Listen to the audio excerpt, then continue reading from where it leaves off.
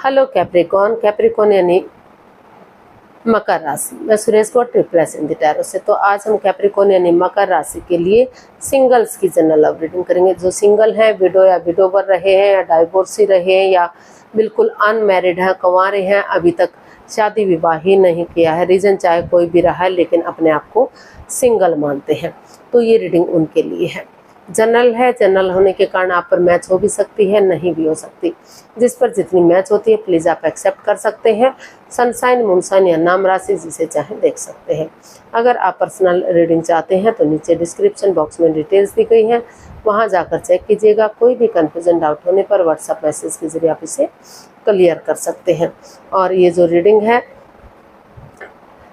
4 सितंबर से लेकर 11 सितंबर तक के लिए वीकली यानी साप्ताहिक रीडिंग रहेगी। तो इसमें सबसे पहले हम आपकी ओवरऑल एनर्जी देखेंगे, सप्ताह को लेकर क्या रहेगी, किस चीज़ पर आप लव रिलेशनशिप को लेकर किस चीज़ पर आपका फोकस रहेगा। फिर देखेंगे कोई नया बंदा या बंदी लाइफ पार्टनर बनने के लिए पहली बार आपकी लाइफ में आ रहा है तो एनर्जी क्या रहेगी। और अगर आप किसी पास्ट पर्सन से डील कर रहे थे, अटैचमेंट या जुड़ा हुआ महसूस कर रहे थे तो उसकी एनर्जी क्या रहेगी। और लास्ट में हम गाइडेंस देखेंगे। तो चलिए देख लेते हैं कैप्रिकॉन। कैप्रिकॉन यानी मकर राशि, लव रिलेशनशिप एरिया को लेकर आपकी जो है 4 सितंबर से लेकर 11 सितंबर तक के लिए एनर्जीज क्या रहेंगी। प्लीज़ यूनिवर्सिटी बताइए कैप्रिकॉन की एनर्जी क्या रहेगी।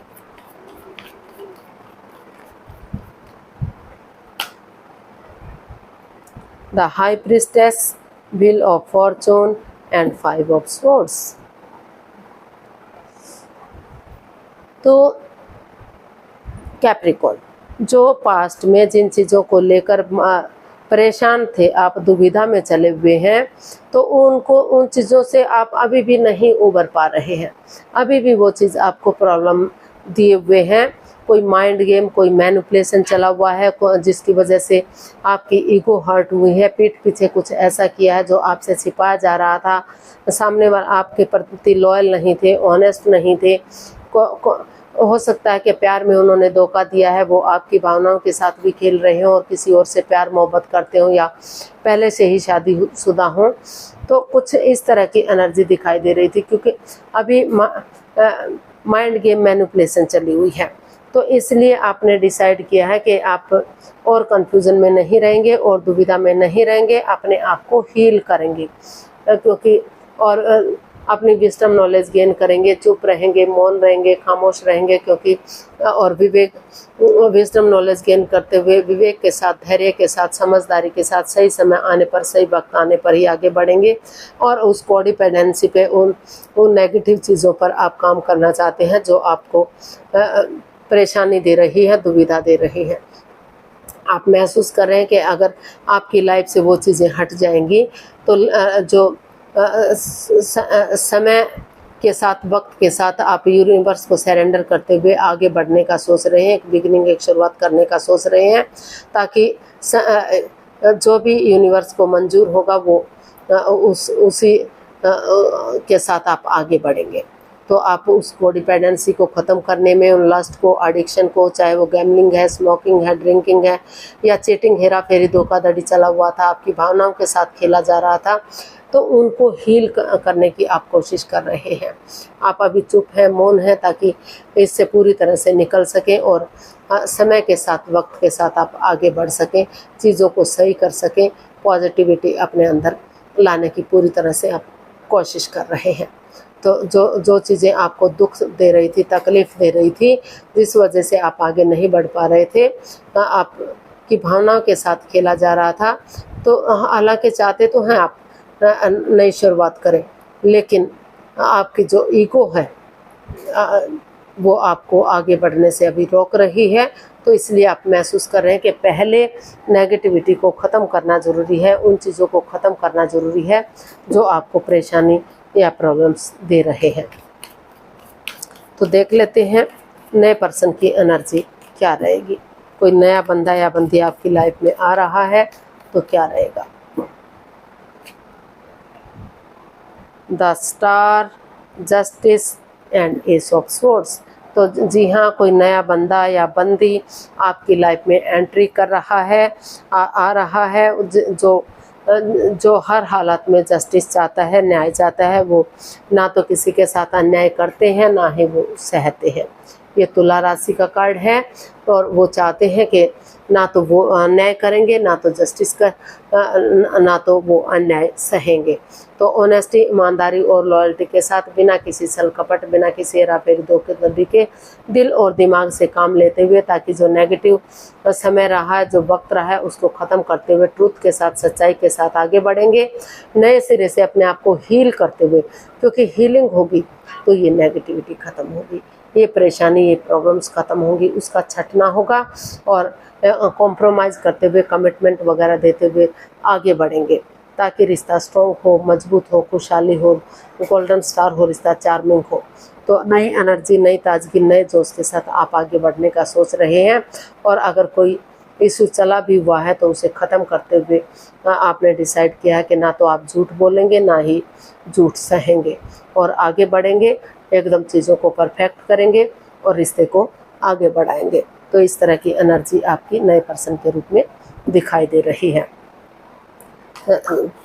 ताकि जो भी प्रॉब्लम्स आपकी रही लाइफ में रही हैं, उनका छटना हो सके, वो ख़त्म हो सके और नए सिरे से आप नए पार्टनर के रूप में आगे बढ़ सके। तो देख लेते हैं पास्ट पर्सन की एनर्जी क्या रहेगी। पास्ट पर्सन की एनर्जी क्या बता रही है। The tower, 10 of cups and page of cups. जी हाँ, पास्ट पर्सन की एनर्जी भी आपकी बता रही है कि एक दूसरे से माफ़ी मांगते हुए आप आगे बढ़ते दिखाई दे रहे हैं। आपने महसूस किया है कि हो सकता है कि यहाँ एज डिफरेंस हो दोनों के बीच में, तो आपने महसूस किया कि आप एक दूसरे से माफ़ी मांगेंगे, एक दूसरे को माफ़ करेंगे और आगे बढ़ेंगे। तो रिश्ता एक फैमिली, एक परिवार बन सकता है, हैप्पीनेस आ सकती है, रिश्ता रंग बिरंगा हो सकता है, खुशहाली आ सकती है। जो रिश्ता जो चीज़ें आई इतनी अच्छी जा रही थी, स्ट्रॉन्ग थी, मजबूत थी, लग रहा था कि लॉन्ग लाइफ होगा, स्टेबल होगा, आगे जाकर शादी विवाह होगा, खुशियों में कन्वर्ट होगा, लेकिन कुछ ऐसी बात सामने आ गई, कोई राज, कोई रहस्य खुल गया कि चीज़ें बिखर सी गई, तहस नहस सी हो गई। लेकिन आपने डिसाइड किया है कि पुरानी बातों को भुलाते हुए नए सिरे से, अगर जब तक, क्योंकि वक्त तो वापस नहीं आ सकता, लेकिन चीज़ों को अभी भी सही किया जा सकता है। एक दूसरे से माफ़ी मांगते हुए नए सिरे से अगर आप आगे बढ़ेंगे तो अभी भी चक्राज इनहेंस हो सकते हैं, बैलेंस हो सकते हैं जो इनबैलेंस से हो गए हैं, और आप लाइफ में खुशियां आ सकती हैं। बहुत चाहते हैं कि शादी विवाह हो, ग्रोथ, सक्सेस, प्रॉस्पेरिटी, नेम और फेम आए और बहुत जल्दी उनके घर आंगन में बच्चे भी खेलें। तो इस तरह की एनर्जी आपकी बनी हुई है, या सामने वाला ऐसा महसूस कर रहा है कि जो चीज़ें ख़त्म सी हो गई थी, नेगेटिविटी आ रही थी, तो नेगेटिविटी को ख़त्म करते हुए पॉजिटिवली अगर नए सिरे से बिगिनिंग करेंगे, शुरुआत करेंगे, आगे बढ़ेंगे, तो लक आपका साथ देगा, भाग्य आपका साथ देगा, और समय के साथ, वक्त के साथ सारी चीज़ें सही होंगी। आगे जाकर शादी विवाह में रिश्ते को कन्वर्ट किया जा सकता है, खुशियों में तब्दील किया जा सकता है, क्योंकि दोनों काफ़ी इमोशनली अटैचमेंट फील करते हैं, एक दूसरे की तरफ प्यार और प्रेम करते हैं। तो इसलिए पास्ट पर्सन भी आपकी लाइफ में नए सिरे से एक बिगनिंग, एक शुरुआत करने का सोच रहे हैं, एक दूसरे से माफ़ी मांगना चाहते हैं। नए दोनों ही एनर्जीज काफ़ी स्ट्रॉन्ग दिखाई दे रही है, मजबूत दिखाई दे रही है। जो नए पर्सन की एनर्जी है वो तो और भी स्ट्रॉन्ग है, और पास्ट पर्सन का ये है कि जस्ट अभी बिगनिंग की जा सकती है, शुरुआत की जा सकती है, माफ़ी मांगनामा किया जा सकता है, और धीरे धीरे करके रिश्तों में खुशियाँ लाई जा सकती हैं। तो जिस बंदे या बंदी के साथ आप जाना चाहेंगे तो भाग्य आपका साथ देगा, आप उसी के साथ जा सकते हैं, ये आपका निजी मामला है। तो गाइडेंस देख लेते हैं, यूनिवर्स आपको क्या मैसेज या गाइडेंस दे रहे हैं। कैप्रिकॉर्न के लिए क्या मैसेज या गाइडेंस रहेगा, यूनिवर्स प्लीज़ बताइए। The lovers, 2 of wands and the moon. तो यूनिवर्स आपको मैसेज दे रहे हैं, गाइडेंस दे रहे हैं कि पहले चीज़ों को क्लियर कीजिए, क्लियरिटी लाइए, अपने आप को हील कीजिए, मेडिटेशन कीजिए, ताकि जिस चीज़ को लेकर काफ़ी मन मुटाव चला हुआ था, परेशानी प्रॉब्लम से आप जूझ रहे थे, माइंड गेम चले हुए थे, मैनिपुलेशन चली हुई थी, तो उस मिस्ट्री को, उस राज को, उस रहस्य को क्लियर कीजिए, क्लियरिटी लाइए, आमने सामने बातों को साफ स्पष्ट कीजिए। अभी भी चीज़ों में थोड़ा सा परेशानी चली हुई है, ना तो आप कुछ छिपा कर रखिए, ना सामने वाला कुछ छिपा कर रखे। डिसीजन मेकिंग में थोड़ा सा समय लीजिए, वक्त लीजिए, कोई भी लाइफ चेंजिंग डिसीजन आपको नहीं लेना है, क्योंकि हो सकता है कि आप किसी और से भी प्यार करते हो, या फिर आपके पार्टनर किसी और के साथ भी अटैचमेंट या जुड़ा हुआ महसूस कर रहे हो और आपसे भी प्यार मोहब्बत करते हो।